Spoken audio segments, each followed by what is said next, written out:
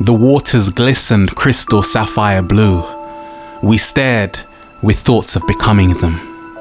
We lived in an open space by the sea on the outskirts. Earth had changed in the last 3,000 years, but more in the last 20. The four of us lived in Prey Sands, southwest Cornwall. Golden sand beaches. Could you blame us? New London was dead, a soulless city with no heart, run by machines. 2 years gone already. Seems like yesterday. We still visited our families in the city. What was left of it? Society's fabric had changed entirely. Computers became extensions of us. The machines made themselves more than comfortable. Your reality, but not ours. Fleeing the city was part of our destiny. Nature ushered us to. We saw the signs, what this city was becoming. Children were no longer in schools. There were none. Obsolete since 2045, they no longer served their purpose. The world slept in our palms. Holographic computers allowed children to home study, an interaction of mutual exchange.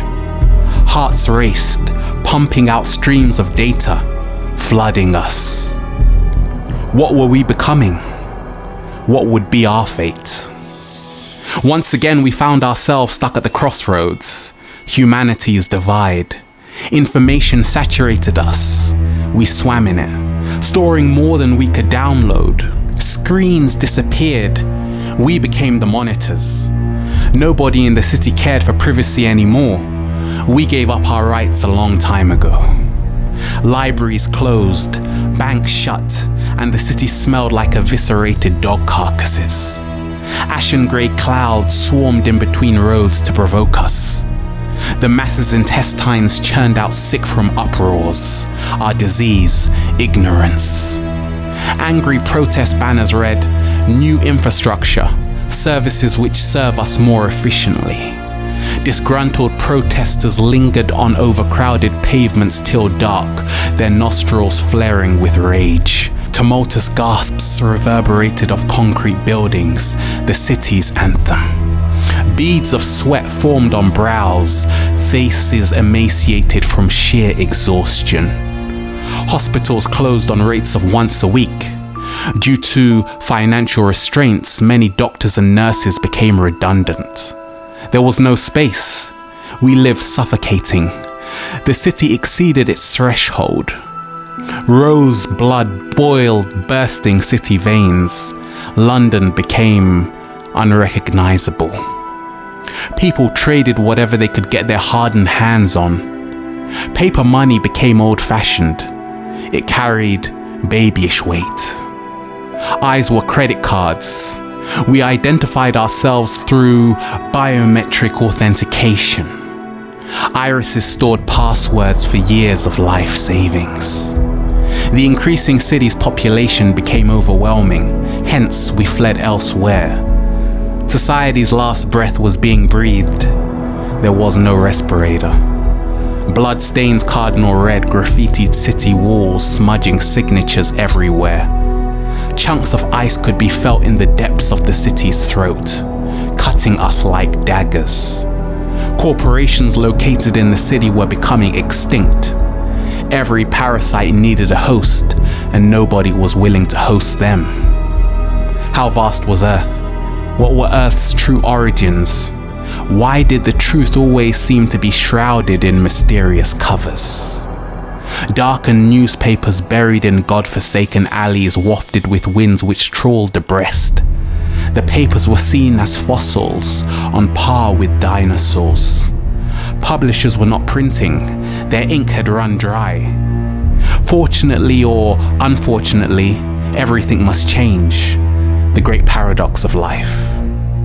Upgrades in multifarious assortments were sewn into humanity's cloth. Blotics, called the universal mind by experts, epitomize the future 2049. Mammoth in design, a digital bottomless pit, heralded by scientists globally as the new messiah. A world within a world. Once entering Blotics, you were sure to be lost forever.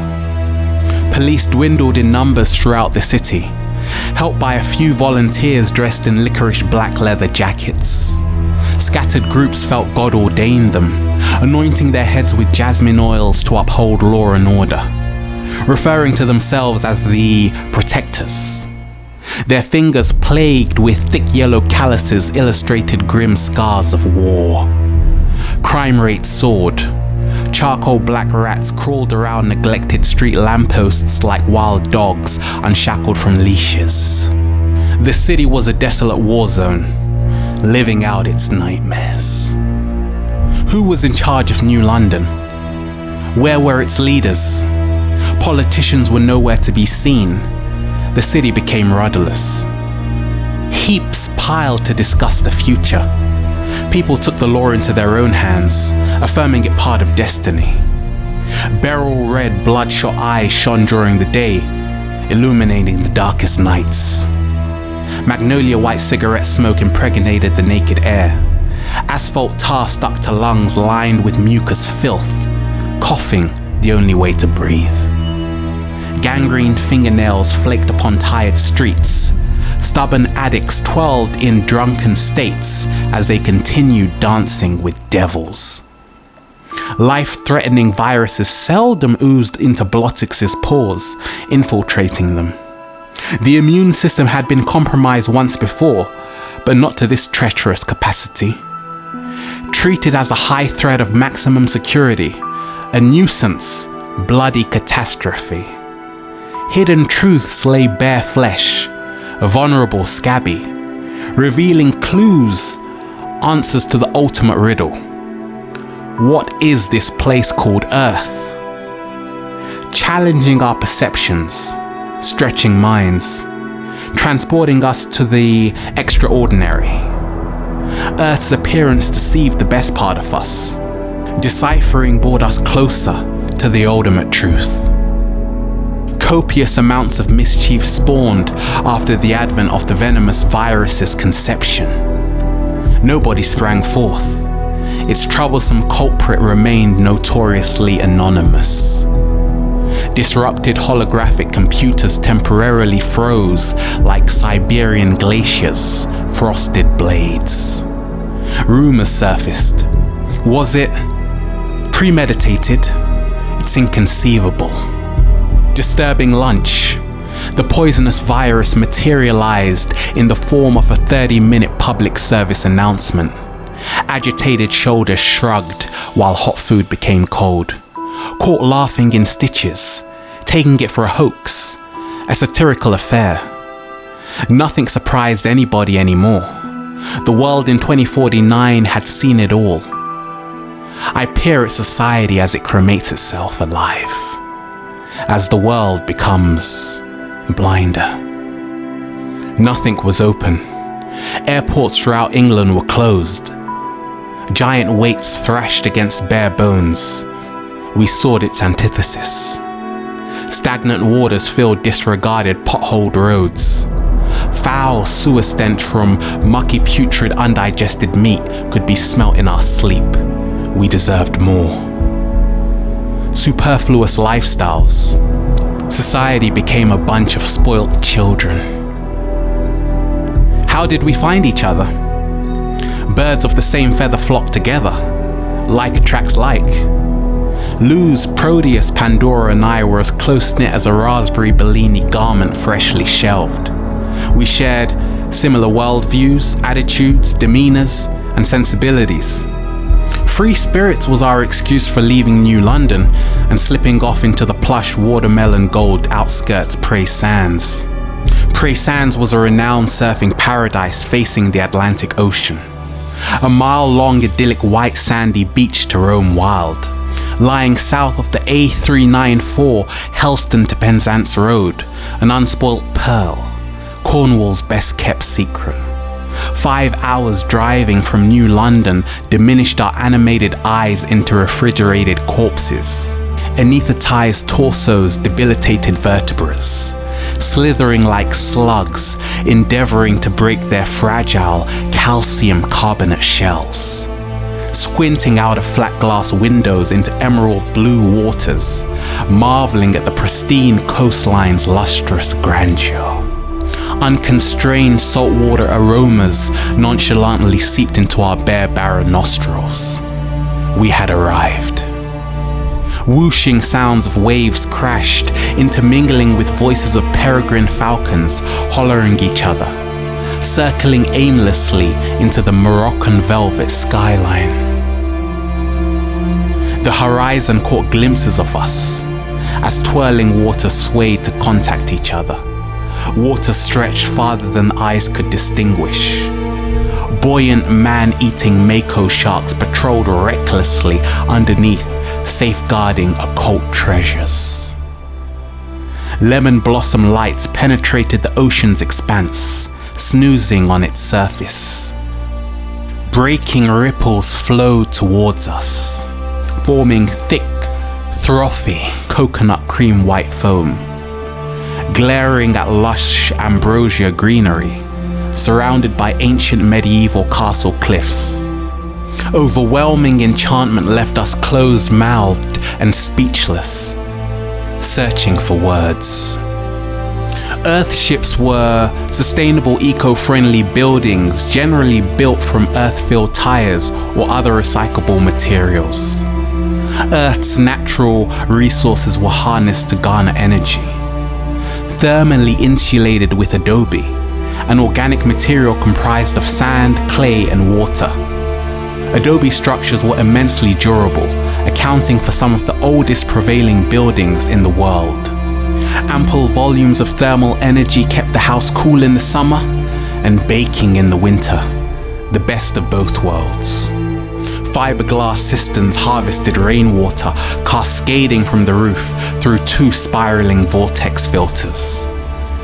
Building upon a vacated caravan campsite, we worked our tortured fingers to the brink of death. Pandora was the architect. Her imagination lasted centuries. Luz cherished the garden. Being in nature's womb freed her. Gliding slender fingers through rough grass, her deep brown walnut eyes stared in admiration at life's miracles.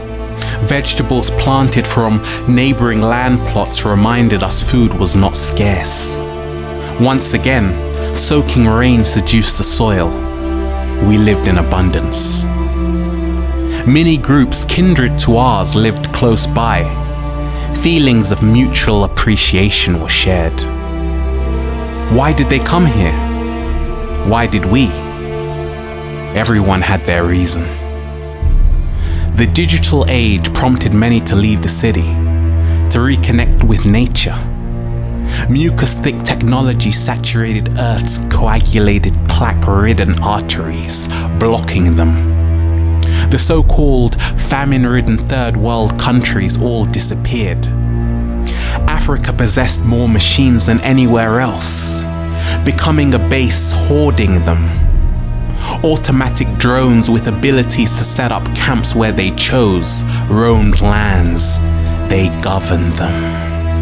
Nanotechnology made it possible to build machines at subatomic levels. Manufacturing abundant resources allowed us control over biochemical processes in our bodies, enabling us to eliminate disease and unwanted aging. Nanobots, robots as minuscule as viruses, injected pomegranate red bloodstreams. Programmed to reproduce themselves, the new cure for cancer. Society's main religion became transhumanism, a way of life suggesting humanity should aspire to higher levels, physically, mentally, and socially. Technology's accelerating velocity swerved clumsily, crashing throughout the city like wild Indianola, Texas hurricanes. Human enhancements were widely available for sale. They sold smiles lasting forever, irreplaceable. Ancient forgotten scrolls predicted the coming change, foreseeing humans would become remnants, memories, ancient souvenirs. Mind transfer was a process of mapping biological brain blueprints and copying them into a holographic computer. Uploading human consciousness onto computers became tradition, celebrated like independence festivals. Many groups were defiant. Scattered resistances charged into Trafalgar Square, unruly, fully opposing human enhancements. We're killing ourselves, losing touch with ourselves and nature. What's a life worth? Seas of howls were heard like shattered glass screams. 50 years is all we have left, infuriated banners read, whilst hisses of saliva exchanged between street police and angry protesters. Genetically engineered chestnut dark Presa Canario dogs attempted to free themselves from tight leashes as copious artificial liquids dripped onto grounds beneath. Their mouths became slobbering oceans, towering 10 feet in height. They became the city's protection.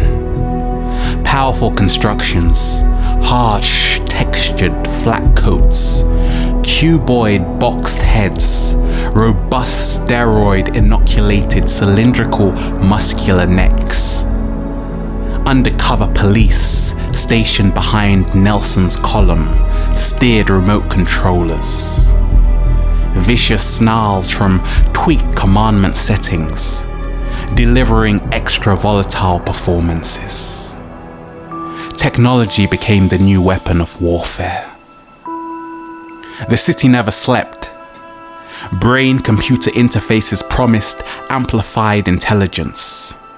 City dwellers branched into two bands, some for the latest scientific interventions, others firmly against it. Gates had opened which were once closed. However, making lives effortless was questionable. Science often flung out claims which were phony. Scientists predicted Z voice modifiers would change the human voice forever. A substantial majority throughout the city purchased the swanky Z voice modifiers, feeling chic, boastful about their investment. Emerging modern technology allowed users opportunities to modulate voice tone intonations without a hitch. Authentic voices fought to be heard. Our voices traveled across the ocean. Prey Sands' coast offered excellent exit routes. Wide arrays of possibilities gaped at us in a manifold of directions. If need be, we would swim, develop hypothermia, whatever it took for our freedom. Being free is your birthright, hung low in a silver-plated rosewood frame in the corner of our living room. Prey Sands was a world away from London, Hampstead, where I grew up. London was a crazy city.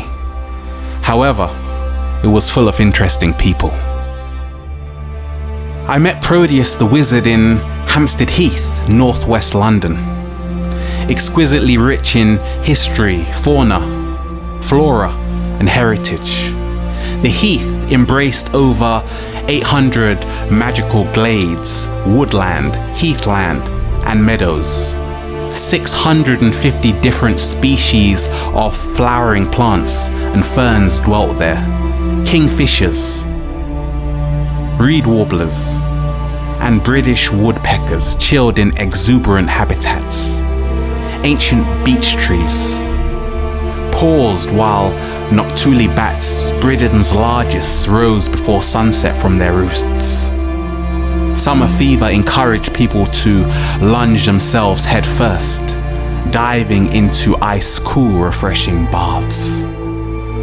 Proteus wore huckleberry blue corduroy trousers with ripped seams kissing the grass. Friday was strolling day for me. Hampstead Heath helped alleviate my wrecked mind. Molten wax dripped cunningly on my forehead, leaving vile indents, jammed solid and tight in between the city's wicked crutches. An abused cranium rattled inside, exasperated by life's stresses, searching for answers. Ill at ease, facial muscles twitched, bulging out involuntarily. I became vermin, dashing to and fro, immersed inside gluey, endless webs.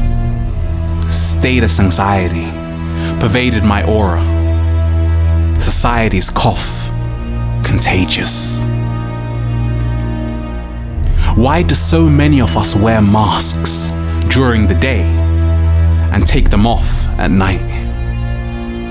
Costume changes were becoming too tedious for my liking. Total nonsense. Handing out curriculum vitas, aspiring to acquire approvals from employers I never knew. Total strangers. Those were the days of hovering in the dry wilderness, floating in limbo, similar to loose leaves disconnected from withering branches. Unfurling his daddy longlegs' buffed fingernails, Proteus spread them across his glossy rosewood Admira Solista guitar. Delicate fingers picked transparent nylon strings, playing the immortal Tom Jobim's classic Garota de Ipanema. Girl from Ipanema, my favorite. We spoke together on the power of music. Music is the universal language, conveying messages from distant worlds, he said warmly. It appears being born in the sand, sun and sea simultaneously was a divine blessing. Bossa Nova oozed through my capillaries. What more can I say? Proteus was not as inspired as I, with respect to Bossa Nova. Although his best friend adored it, Luz. Personifying beauty, she displayed a unique freshness. The three of us met every Sunday in Hampstead Heath, discussing worldly affairs, the digital age. After several months transpired, Pandora, an old childhood friend of mine, accompanied us. 4 kindred spirits in the garden, supported by each other's strength. Pandora and I shared similar plights, both stuck in dead-end jobs, 2 limping city rats hobbling to finish the race. Luz never took life so seriously, making me attracted to her laid-back approach. Her honeycomb fragrance was enough incentive alone for our fortnightly meetings. She possessed a magnetic charm, a fatal attraction. Enjoying Pandora's company, feeling all women should maintain their bond. Pandora was a twin-soul Gemini, at certain moments infatuated with life, and others not. 3 years of developing impermeable foundations made us see each other's true worth. Praise Sands arose when Luz said, "Why don't we live by the sea?" Ruminating on her words, she had sown seeds within us, invigorating ideas which swam like whirlwinds in our minds. Traveling became more alluring than ever. Light summer breezes tapped shoulders as we made the necessary arrangements to travel. The rat race would be no longer. Waving goodbyes to our families, telling them we would return, but we couldn't. Praise Sands became home. Removing ourselves from the city placed life in guillotine-sharp perspectives. We knew naught. Life in the city was a trivial pursuit, keeping us mindlessly distracted to what was really happening on Earth. 7 new planets had been found since 2033. Tryathon, a favoured topic in our conversations, kept us entertained. We remembered being distant star travellers. The only question entering our minds: how the hell do we get there?